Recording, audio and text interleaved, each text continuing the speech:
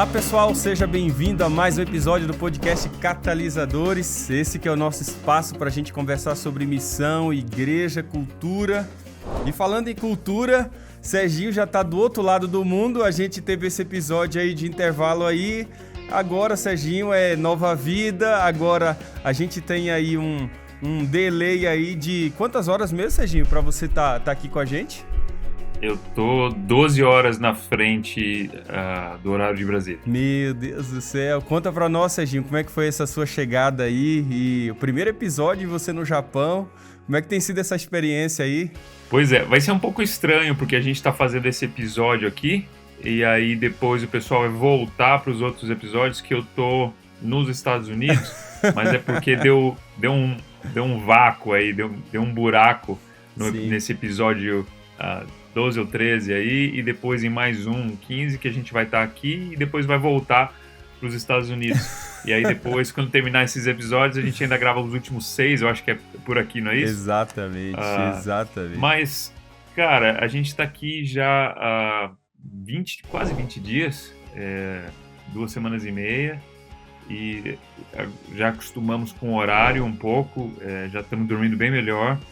É tudo de ponta cabeça, né? Não é porque é do outro lado do mundo, não, mas o horário tá um pouco complicado. Mas a gente está feliz, já saímos da quarentena, foram 14 dias aí de praticamente preso dentro do apartamento, podia sair só para dar umas caminhadas, né? Agora a gente está num apartamento provisório que eles colocaram a gente para passar a quarentena e procurar o lugar onde a gente vai morar nos próximos 5 anos aqui. Então, por isso que, assim, eu não tinha nem condição de dar um fundinho mais bonito, assim, vocês estão com esse fundo bem bonito mesmo, com esse verde aqui, né? Chroma key quase verde... aí, né, Serginho? E é quase um chroma key aí, né? Tipo, quase um chroma key, parece um verde pântano, né? Mas a gente tá bem, estamos felizes, as crianças estão bem, a esposa, a Raquel, estamos bem e é isso aí. Logo o resto do time já tá chegando aqui amanhã, inclusive duas famílias aí da divisão sul-americana. Que legal, então, isso. A gente tá bem animado para recebê-los e temos o time todo aqui. Nossa, isso eu imagino que é muito... apreensível, dá aquele frio na barriga, mas ao mesmo tempo é empolgante, deve ser uma mistura de muita coisa, né? Mas o mais legal é o propósito pela qual vocês estão aí, né, Sérgio? Que é um propósito para expandir a igreja no Japão. Conta um pouquinho aí como é que é essa realidade, por que vocês estão aí. Eu acho que vai ter um episódio aí que a gente pode chamar, interagir depois com o Yuri, com o Daniel, com as esposas. Eu acho que vai ser muito legal. Com certeza. A igreja no Japão, ela já está em declínio já há vários anos. Ela tem o mesmo tempo da Igreja Adventista no Brasil. Nossa. Começou mais ou menos no mesmo tempo, há uns 120 anos atrás. Só que hoje, no país inteiro, existem 15 mil membros da Igreja Adventista, sendo que somente 5 mil são ativos. Nossa. Desses 5 mil, a maioria é idoso. Então, até 2030, 2/3 desses 5 mil já vão ter morrido. Então, a igreja vai ter entre 1.500 e 2.000 membros. Nossa. A Conferência Geral já está planejando, nos últimos 4 anos, um projeto especial na cidade de Tóquio, que é a maior metrópole do mundo, são 43 milhões de pessoas, porque aqui existe uma abertura para o Evangelho, não existe impedimento nenhum, e é um lugar onde 1% da população é cristã. Nossa. Então a oportunidade é muito grande. Então a Conferência Geral decidiu trabalhar em conjunto com a divisão norte asiática do Pacífico e também a União do Japão para se fazer esse projeto especial que se chama Mission Unusual, que é missão de uma maneira não... incomum, né? Incomum, justamente porque a gente não está aqui para criar cargos e posições e descrições de trabalho que a gente vai precisar mandar outros missionários para preencherem uma vez que a gente vai embora. A ideia é a gente trabalhar para a gente não ser mais necessário em 5 anos. Então, é realmente iniciar um movimento de plantio de igreja, de plantação de igreja, treinando os líderes japoneses locais para fazer aquilo que a gente veio fazer agora com o time. Nossa. Então, a gente tem um time de 5 famílias trabalhando juntos, as esposas também estão trabalhando junto com a gente, E a gente tem diversas áreas aí.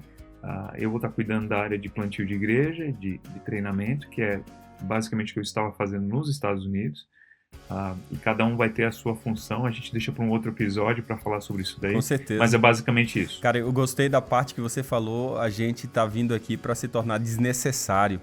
Eu acho que isso aqui envolve um conceito de multiplicação absurdo. E é exatamente sobre isso que a gente vai falar nesse episódio, porque no episódio anterior a gente atiçou muita gente, Sérgio. Você não tem ideia quantos comentários, quanta coisa chegou pra mim. Eu imagino que deve ter chegado lá no canal muita coisa interessante. Comentários assim, cara, esse episódio aqui realmente explodiu minha cabeça quando a gente falou sobre esse entendimento do movimento de Jesus, quando ele toca naqueles 3 pontos que são nevrálgicos para revitalizar o movimento, que é a compreensão do templo, do sacerdócio e do sacrifício. E agora esse movimento, com essa ressignificação desses assuntos, esse movimento ele explode, ele tem um senso assim absurdo de crescimento, e é um momento que você olha assim...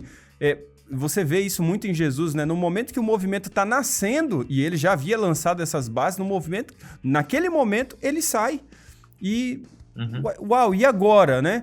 E aí você vê a continuidade do movimento, porque ele havia deixado essa base, essa raiz, e o movimento, literalmente, ele vai ter esse ímpeto de multiplicação. É tanto que no livro de Atos, o livro de Atos vai começar assim, né? E crescia o número de discípulos, e aumentava o número de discípulos, e se multiplicava o número de discípulos. Daqui a pouco você vai ver um movimento de crescimento de liderança, Atos 6, depois Atos 9, e depois de Atos 12 e 13, Sérgio, o que a gente vê é multiplicação de igrejas. Então a gente tem aqui uma progressão, uma igreja que está crescendo em progressão geométrica e não simplesmente aritmética.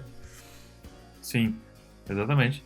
É o que você falou, essa ideia da gente trabalhar para não ser mais necessário, vai contra a corrente de liderança hoje em dia, não só na igreja adventista, mas na maioria das igrejas e outras denominações. A ideia de liderança é você colocar uma pessoa que vai causar, que vai proporcionar uma boa performance. Então a gente tem performers, né? A gente tem pessoas que fazem o trabalho de uma maneira com excelência, se prioriza a excelência, que não existe nada de errado em ter excelência, mas excelência não pode vir ao custo de desenvolver os dons que o Espírito Santo já distribuiu para a igreja. Isso é verdade. Então, no processo da gente plantar a igreja, a gente vê muito isso, porque você é obrigado a envolver as pessoas. E no meu caso, como a gente começou os plantios do nada, a gente não tinha assim excelência, a excelência ideal, mas a gente tinha um envolvimento total das pessoas. Porque falta gente para qualquer coisa, para tudo, para missão, no bairro, na comunidade, dentro, fora. Então você usa qualquer pessoa que tem um pulso, tá batendo o coração, ok, qualifica. Tem meia sobrancelha, qualifica. Então você se abaixa um pouco assim, né, os padrões de excelência, mas você eleva os padrões de comprometimento. Isso é então, muito legal. O que a gente via muito ali era um comprometimento absurdo, e a qualidade da coisa não estava lá ainda, mas estava todo mundo feliz. Isso é muito... E a coisa funcionava. Sim, isso é muito importante. Nós estamos falando aqui de que o que era básico para o movimento de Jesus era um comprometimento com a causa, e o nível de comprometimento era alto, embora a gente não tivesse tanta preocupação com programa, com evento, com material, todas essas questões que para nós a gente eleva o padrão e o padrão de envolvimento é baixo. Faz sentido? É isso que a gente exatamente está conversando aqui. E o que realmente, Serginho, faz a igreja crescer? Né? Qual que é a fibra que está fazendo a igreja crescer nesse ímpeto geométrico? A gente está falando dessa continuidade do movimento de Jesus e exatamente essa cultura de movimento, essa cultura de multiplicação. O que está fazendo a igreja crescer nesse ritmo absurdo e de uma maneira assim tão espontânea ao mesmo tempo, porque ela tem esse padrão de envolvimento alto ao mesmo tempo, né? Exatamente. Eu creio nisso, Alex. Eu tenho visto que as novas plantas que os pastores estão plantando ou líderes estão plantando, existe um estresse muito grande com a qualidade das coisas, com a estrutura das coisas, com com a organização e quando eu tenho conversado com alguns desses líderes, o meu objetivo é acalmar eles, é acalmar essa afobação para você imitar um padrão que se vê na televisão ou que se vê no YouTube e nas redes sociais. Ou ler nos livros de crescimento de igreja, né? Ou ler nos livros. Então, eu acho que a gente acalma os nervos quanto à produção das coisas, quanto a edifício, quanto a prédio, quanto a programação, e a gente coloca gás, a gente coloca adrenalina no desenvolvimento das pessoas, no tempo que as pessoas estão passando com outras. Então, as coisas que você precisa para fazer isso daí não custam. É verdade. Não custam dinheiro. Custa o que custa? Custa do seu tempo, custa da sua tempo, dedicação. Exatamente. Energia, né? Se dá o outro. Exatamente. Comida, passar tempo junto, abençoar, falar de Jesus, compartilhar Jesus dentro do contexto certo. Então, eu acho que o que a gente vê no movimento inicial, tanto da igreja primitiva quanto da igreja adventista, é um relaxamento dessas formas, um relaxamento dessas estruturas e um foco, uma prioridade nos relacionamentos pessoais, uma prioridade no estudo da palavra, uma prioridade absurda na oração, na dependência do Espírito Santo, e essas coisas não custam dinheiro. Eu creio nisso de tal forma, Sérgio, que a gente vai perceber de que o movimento ele está crescendo em quê? Ele está crescendo em número de pessoas para o reino de Deus, mas o número de pessoas que estão levantando o movimento de discípulos que fazem discípulos. E aqui a gente tem que questionar se aquilo que a gente tem falado que é crescimento, se é um crescimento que está gerando discípulos que fazem discípulos, ou simplesmente a gente tem um sistema que gera membro, mas não gera discípulo. E talvez o mais sintomático nesse processo é a gente perceber quantos líderes estão sendo levantados. Porque normalmente a gente tem um número alto de batismo, mas a gente vê a mesma liderança durante um bom tempo e a gente não vê uma multiplicação de líderes ou uma renovação da liderança. Isso é muito importante para a gente ver o ímpeto do movimento, porque o sentimento de plantio de igreja, que não é o plantio de prédio, não é o plantio de culto, que está muito mais associado com essa questão estrutural, ele é algo real na igreja primitiva, e a gente vai vendo que essa multiplicação de comunidades do reino de Deus é tão forte que você vai ver as cartas de Paulo no Novo Testamento, diz a respeito desse lado histórico de mostrar como o evangelho está crescendo em multiplicação de igrejas. Isso é tão importante que a gente vai perceber de que essa sinergia do movimento de Jesus, de discípulos, líderes e igrejas, é que dá a base para essa multiplicação de maneira geométrica. E se a gente quiser ver, de fato, um movimento de multiplicação no nosso contexto, a gente tem que aprender a responder às realidades desses três segmentos de uma maneira muito saudável. Quem é o seu próximo discípulo? Quem são os próximos líderes? E qual vai ser a próxima igreja? Quando a gente tiver a resposta para essas três perguntas, a gente vai caminhar mais saudavelmente rumo a esse processo da multiplicação. É isso mesmo. E o interessante é que tudo começa com o discípulo. Ele começa no contato pessoal, na responsabilidade pessoal de cada pessoa. Ele não começa, um projeto de vamos plantar 300 igrejas. Não.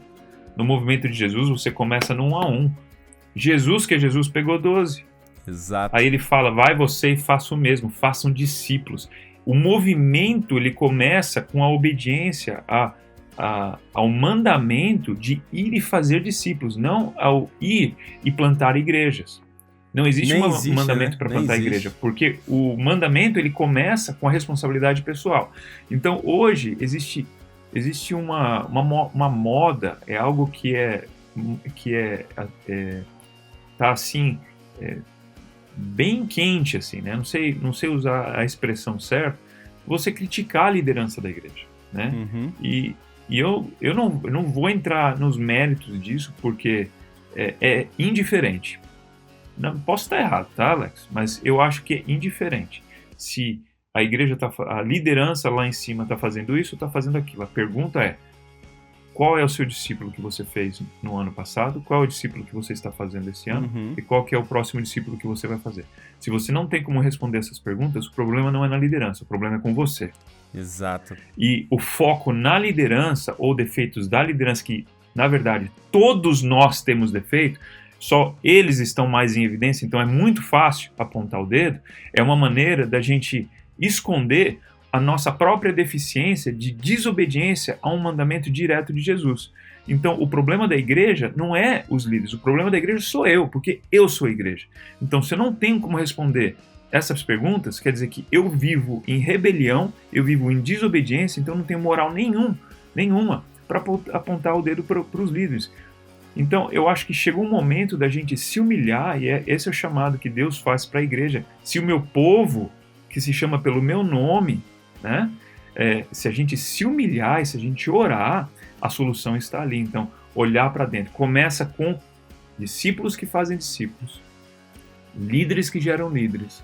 E só então nós vamos ter um movimento macro de igrejas que plantam igrejas e uma multiplicação, uma expansão, algo exponencial. Mas eu tenho que olhar para mim, Alex, eu estou falando isso para mim. Claro. Eu tenho que estar sempre com quem que é que eu estou discipulando, quem que eu discipulei, quem que eu vou discipular. Eu acho que é isso que você está falando, é muito importante, Sérgio, porque a gente está falando aqui do crescimento micro, né? No reino de Deus. Começa tudo com esse crescimento micro. Começa com a base, que é fazer discípulo. Se a gente não consegue fazer discípulo, a gente não tem as outras coisas. E esse é um chamado muito pessoal, né? A gente, como parte da igreja, né?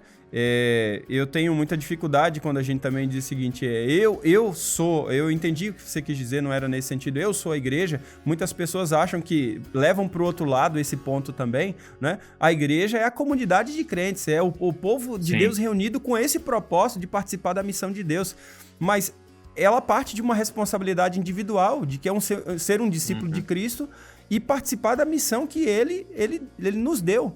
Né? E deu de maneira muito clara, de fazer outro discípulo. Eu acho muito interessante isso que você está falando, porque a plataforma que a igreja é chamada a exercer nesse processo de fazer discípulos é um chamado individual a cada um de nós para exercer esse lado altruísta de fazer com o outro aquilo que Cristo fez na nossa vida, de poder oportunizar para as pessoas aquilo que Cristo nos oportunizou. E a gente faz isso porque a gente entendeu o Evangelho. Ou seja, Sérgio, é impossível entender as demandas do Evangelho e não estar participando da missão de Deus. Ou você entendeu errado do Evangelho. Porque o Evangelho pressupõe um chamado de reconciliar as pessoas com Cristo porque você foi reconciliado com Ele. Não é assim que diz lá em 1 Coríntios capítulo 5, né? 2 Coríntios, se não me engano, capítulo 5. Nós somos reconciliados com Cristo e agora Ele nos dá esse ministério da reconciliação e agora a gente se torna embaixador de Cristo. É tão interessante porque quando você entende de que você foi chamado para ser um discípulo de Cristo, eu entendo assim, sabe, Sérgio? Esse chamado para responder essa pergunta é de todo mundo. Quem é o seu próximo discípulo? Se você não sabe responder essa pergunta, você está encrencado. Aquele que é líder na comunidade, que exerce as suas funções de liderança, você é chamado a responder a pergunta. Quem é o seu próximo líder? Tem gente que está na liderança há um bom tempo, Sérgio, mas não sabe responder essa pergunta. Desculpa, você pode ser até um bom gerente de departamento, mas liderança é líder quando deixa um legado em outras pessoas. Você é líder quando você influencia outras pessoas a fazer aquilo que você está fazendo, ou a fazer aquilo que é o mandamento de Jesus. E aí fica muito mais fácil a gente responder a outra pergunta, Sérgio, né? Que é a pergunta, qual vai ser a nossa próxima igreja? Por quê? Porque na abundância de liderança, você tem a capacidade de plantar uma nova igreja. Agora, como é que a gente vai plantar uma nova igreja se a gente não tem nem liderança? É por isso que muitas igrejas, Sérgio, quando elas estagnaram nessa mentalidade de multiplicação, elas não têm tantos líderes e quando você fala em plantar igreja, elas são as primeiras a dar um passo atrás e dizer, não pode mexer no líder aqui, porque se mexer no líder aqui vai acabar com a nossa igreja. Ou seja, eles foram desobedientes em responder a pergunta, quem é o próximo líder? Né? Quem é o próximo líder? Exato. Eles não multiplicaram a liderança e agora eles não podem plantar igrejas. Por quê? Porque eles não entenderam o processo de fazer discípulos que fazem discípulos. E por isso a gente tem uma igreja que é muito mais no estágio de estagnação e manutenção do que uma igreja no estágio de multiplicação. E essa talvez seja aqui a grande demanda que nós temos que, ao longo dessa nossa caminhada, ao longo dessa igreja que está sendo formada, entender o seguinte, tudo começa com obediência ao mandamento de fazer discípulos. Uma vez que a gente tem discípulos, a gente começa a amadurecer esses discípulos para que se tornem líderes e esses líderes fazem outros líderes, então a gente está criando a capacidade para plantar novas igrejas. A grande questão, Sérgio, que tipo de mentalidade nós temos na igreja quando elas têm esse ímpeto de discípulos que fazem discípulos, líderes que geram líderes e igrejas que plantam igrejas. Uma das coisas que eu percebo, você pode complementar aqui, é que a mentalidade dessa igreja não é de reter, não é de acumular, mas é de enviar, né? A mentalidade dela é diferente. Sim. Eu já compartilhei algumas experiências aí de igrejas já estabelecidas e a sua resistência para o envio, né? Eu já mencionei algumas coisas aqui do que eu sofri com essas igrejas ao plantar igrejas novas. E você pensa assim, poxa, legal plantar igreja nova. Não. Numa mentalidade de escassez, você plantar igreja nova, isso é uma ameaça, né? E se você parar para pensar que eu só usei um líder do meu distrito inteiro para levar para essa nova igreja, só um, e esse um líder, eu ouvia todos os sábados acusações que eu tinha roubado ele. E na hora de transferir a carta, a igreja não aceitou, votaram contra. Que isso? Sem o rapaz ter problema moral nenhum. Votaram contra, simplesmente falaram assim, não, daqui ele não sai, daqui ninguém tira ele. Que coisa. Votaram contra a minha própria carta, porque eu fui transferir a minha carta para a igreja nova para dar uma força lá. Eu não, daqui vocês não saem não. E votaram contra, eu nunca vi isso. Eu falei com gente da minha associação, falei, o que eu faço? Eles falaram assim, olha, eu não sei, eu nunca vi isso. Aí eu fui falar com gente da divisão, fui falar com gente da conferência geral, ninguém sabia o que fazer, porque ninguém que eu conversei tinha experimentado algo assim. Ser negado, né, a carta, né? Negaram a transferência, simplesmente para reter as pessoas. Então, exatamente. A igreja, a gente acaba por não desenvolver, por a gente realmente viver em rebelião quanto à missão e esse mandamento tão importante de Jesus, a igreja vive numa mentalidade de escassez. A igreja, a gente entende que a igreja é um conjunto de programas feitos para suprir as nossas necessidades espirituais. Como você falou, a igreja é um grupo de pessoas que vivem em missão. A igreja é um grupo de pessoas que estão aqui para cumprir aquilo que Deus escolheu que a gente fizesse por ele, porque ele poderia enviar anjos, não é isso que Ellen White fala? Sim. Poderia muito bem enviar anjos, e os anjos estariam mais do que felizes, desejosos de fazer esse trabalho, mas ele confiou a gente, então é um privilégio tão grande, mas nós, muitas vezes, a gente pega, olha e fala assim, não, isso aqui é pra gente, isso aqui é nosso. Então, eu tenho visto, Alex, que essa ideia de tomar responsabilidade, chamar responsabilidade para si mesmo e se perguntar, seja você um líder leigo, seja você um pastor, você se perguntar, o que eu estou fazendo? O que é o chamado de Deus para a minha vida? Por que Deus me colocou aqui nessa terra? E você tem resposta na palavra de Deus, que você foi chamado para abençoar. Você foi chamado para ser um discípulo de Cristo. Você foi chamado para obedecer a missão, ao mandato da missão de Deus, participar da missão de Deus. Quando você entende isso, essa mentalidade de escassez, ela muda. Você entende que Deus está com você, a promessa de Jesus é de estar com você ou você cumprir essa missão, e você vai em fé.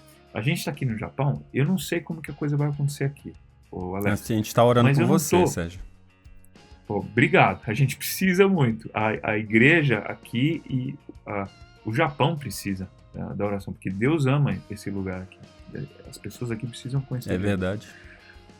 Mas eu tenho que me forçar, Alex, a ver essa situação aqui não com uma mentalidade de escassez. Nossa, como somos poucos, mas com a mentalidade de abundância. É verdade. A mentalidade do Eliseu. Né? Lembra quando o servo falou para ele assim, nossa, olha esse exército aqui, só tem a gente, estamos sozinhos. Aí Eliseu fala para ele assim, olha, os que estão conosco são muito mais do que aqueles que estão contra a gente. Abre os olhos, então, abre os olhos. Abre os olhos, aí ele orou para Deus abrir os olhos dele, ele viu aquela multidão, aquele exército de anjos. É verdade. Então, eu tenho que crer nisso, que sim, são 43 milhões de pessoas que não conhecem a Cristo. É uma missão impossível. Não é uma missão só não típica, é uma missão impossível. Mas eu tenho que crer eu tenho que ter essa mentalidade de abundância, do poder de Deus, dos milagres que o Espírito Santo vai fazer, de que maior do que essa multidão que não conhece Jesus, são os anjos de Deus que vão estar aqui para alcançar essa multidão. Eu creio. Maior é o poder de Deus, o Espírito Santo, para fazer o impossível para que essas pessoas venham ao conhecimento de Cristo. Amém. E essa mentalidade tem que vir para a gente, para o nosso coração. Não é só o Japão, é na minha vizinhança. Não tenha dúvida. É na minha vizinhança. Ah, mas sou eu só sozinho aqui. Não. O Senhor dos Exércitos está com você, o Espírito Santo está com você. Ele quer fazer coisas maravilhosas. Ah, mas a igreja a gente vai ficar sem líder. Não. Deus vai prover. Os que são conosco são muito mais do que aqueles que são contra a gente. Envia. Não tenha medo, envie. Então, eu não sei se eu saí um pouco do assunto. Não, que isso. Mas, é isso mesmo, Sérgio, porque assim, o evangelho é uma semente que já foi produzida por Deus para multiplicar. Se ela não está multiplicando, não é o problema com a semente, o problema é conosco. Porque no evangelho já existe o DNA para reprodução. E se o evangelho chegou no Japão, Sérgio, Deus já está dando o Japão para vocês, uma parte, um contexto, para começar um movimento de multiplicação. Eu creio muito nisso. Amém. O que você vai ver nessa igreja, nesse movimento de discípulos, ou seja, existe uma responsabilidade pessoal aqui. Quem é o seu próximo discípulo? Você pode responder essa pergunta? Se você não responde essa pergunta, você está castrando a base do movimento. Você está castrando a parte da cultura do movimento, que é uma cultura de multiplicação. E aí, Sérgio, isso muda a nossa maneira de medir a igreja. A gente começa a medir o scorecard da igreja, a maneira da gente entender o que é sucesso muda. O que é sucesso para a igreja? Sucesso é número de frequentadores? A gente avalia a igreja pela capacidade de assento ou pela capacidade de envio? A gente avalia a igreja pela capacidade de reter ou pela capacidade de se desprender? Né? A gente avalia a igreja pela capacidade de frequência das pessoas ou pela capacidade daqueles que estão saindo do prédio da igreja para estarem em missão com Deus? Você quer avaliar a igreja também pelo número de programa ou pelos programas que ela tem? A gente vai, na verdade, se a gente começar a medir a igreja pela quantidade de programa e a eficiência deles, a gente vai tornar a igreja um bando de consumidores e não de discípulos que fazem discípulos. A gente vai avaliar a igreja pelo número de membros que são conquistados para a gente começar a ter essa ideia de mercado, onde a gente assimila muita gente, mas a gente não capacita para enviar. Deus avalia a sua igreja ao longo de toda a trajetória da narrativa bíblica como um Deus que envia. Então, a igreja, ela tem sucesso pelo número de enviados em missão com Deus e não pelo número daqueles que estão assentados em seus bancos. Isso é muito importante porque isso caracteriza a cultura do movimento. Essa cultura é cultura de envio. A igreja recebe e envia, recebe e envia. Não é só receber para ficar ali como um parasita. Não, é receber para enviar. E à medida que a igreja recebe e envia, aí, Sérgio, tem tudo a ver com o que você está falando de Tóquio, do contexto do Japão, porque a Bíblia diz lá em Lucas capítulo 10, em Mateus capítulo 10, né? Diz, a colheita é grande, o que está faltando é os trabalhadores, ou seja, a semente vai dar o fruto, amigo. A semente, amiga, vai dar o fruto. Agora nós estamos precisando de trabalhadores para pegar a colheita que é grande. E o texto que está lá diz o seguinte: ore para que o Senhor, Deus, mande mais trabalhadores. A palavra mande ali, Sérgio, é a palavra equibalo. E a palavra equibalo significa expulsar. E expulsar com violência. Eu traduziria melhor esse texto seguinte, olha, expulse o povo da igreja, do prédio da igreja, para que eles saiam para a colheita, porque o povo lá fora está pronto, mas eles precisam sair. E expulse-os com violência. O que seria expulsar com violência? Eu acho que esse episódio tem sido uma parte nesse processo para criar consciência para você de que o chamado da igreja é um chamado para ser enviado em missão com ele para reconciliar pessoas com Deus. E isso parte do pressuposto de responder a pergunta: quem é o seu próximo discípulo? Sim. Né? E à medida que a gente vai vendo isso, a gente, Sérgio, vai começando a perceber culturas de igreja. Né? A gente vai perceber na literatura, tem sido colocado muito isso aí, níveis de igreja, né? Ou culturas de igreja. Como isso é importante para a gente entender, para a gente crescer nesse ímpeto. Exato. Eu creio nisso, Alex. E como você está falando, a gente tem que entender como igreja que tudo começa com a nossa história, né? Se eu não tiver uma história para contar de um discípulo que eu fiz recentemente, você pode ter as histórias antigas, mas você também tem que ter a história presente, que está acontecendo no momento. Se eu não tenho essa história, eu só estou pregando palavras vazias. A gente não pode esperar ter uma igreja, ou plantar uma igreja que faz discípulos se a gente não está fazendo discípulo. Então, a gente vê que foi exatamente isso que Jesus fez. Jesus não chegou em Jerusalém cobrando e descendo a lenha na liderança da igreja. Por quê? Porque ele não tinha criado uma referência ainda, né? Ele não tinha criado uma referência ainda. Ele chegou no pedaço, nem tinha começado o ministério. Aí ele vai lá para Jerusalém para falar como que todo mundo deveria fazer? Não. O que Jesus fez? Ele não teve a maior parte do seu ministério em Jerusalém. Ele foi afastado de Jerusalém. 2 ou 3 dias de viagem a pé, lá na região da Galiléia, Nazaré, Galiléia, Cafarnaum, etc. Ele começou o ministério dele lá, exerceu o ministério dele lá, e o que ele fez? Ele fez discípulos, criou uma referência, chamou para caminhar com ele, né? Passou tempo com eles, ensinou, fez tudo o que a gente sabe que ele fez. Então, as palavras duras que ele tinha para os líderes da igreja, não é porque ele foi lá dar uma de ativista com os líderes da igreja. Os líderes da igreja foram até ele e ficavam atormentando ele. Então Jesus, da mesma maneira que ele dava resposta para as pessoas que pediam para ele falar, que faziam perguntas sinceras, ele dava resposta com aqueles que estavam criticando ele, que estavam querendo derrubar ele e tirar a credibilidade dele. É verdade. Mas o que ele fez? No meio de uma igreja corrupta, que não estava andando para frente, que era totalmente egoísta, ele criou um paralelo e morreu na cruz. Sim, mas o movimento explodiu depois disso daí. É verdade. Então, para a gente hoje usar uma desculpa que a igreja ela não é funcional, ela está doente por causa da liderança, isso é desculpa barata. Porque Jesus, ele iniciou um movimento, ele catalisou um movimento numa situação extremamente difícil, extremamente contrária, não favorável, né? E hoje a gente olha, por exemplo, para a igreja adventista, para a instituição, para a liderança, e eu vejo de uma maneira muito positiva. A igreja tem uma preocupação tão grande com a missão que a prova disso é que eu estou aqui. Claro. Eu estou aqui. Eles estão enviando não só a minha família, mas mais 2 famílias vindo de fora e mais 2 famílias aqui do Japão para fazer um projeto de 5 anos para começar um movimento de missão aqui. Então, se você está pensando, está em dúvida para onde que estão indo os seus dízimos, é para isso. A igreja tem uma preocupação extraordinária, e se não fosse a organização da igreja, eu não sei se eu estaria aqui no Japão. Talvez a igreja no Japão não existiria mais, já teria morrido. É verdade. Então, a gente tem que entender que a gente tem que dar valor para aquilo que Deus colocou na nossa mão como líderes, em questão de instituição, o apoio que a gente tem, o respaldo que a gente tem para poder exercer a missão de uma maneira livre, de uma maneira aberta, né? Livre no espírito, né?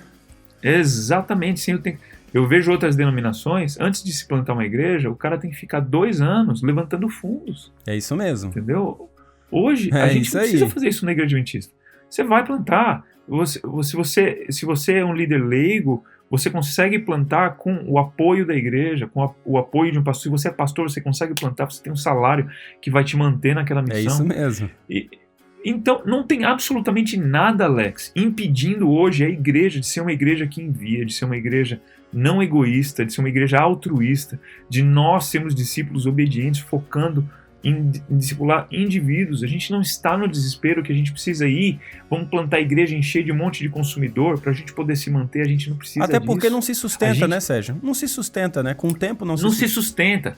É uma solução paliativa, você vai ter um sustento ali temporário, mas isso daí não vai, você vai ter que sempre aumentar o seu padrão de produção para você... Não, a gente tem a oportunidade E a organização ajuda a gente ter essa oportunidade e essa liberdade da gente realmente ser fiel ao mandamento. Claro. Fazer discípulos.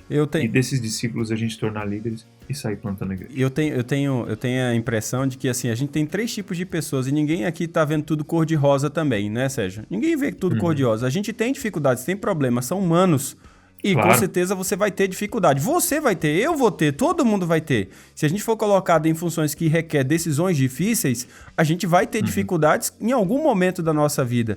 Mas você pode ter 3 tipos de atitude. Você pode ser um inconformado, você pode ser um insatisfeito ou intolerante.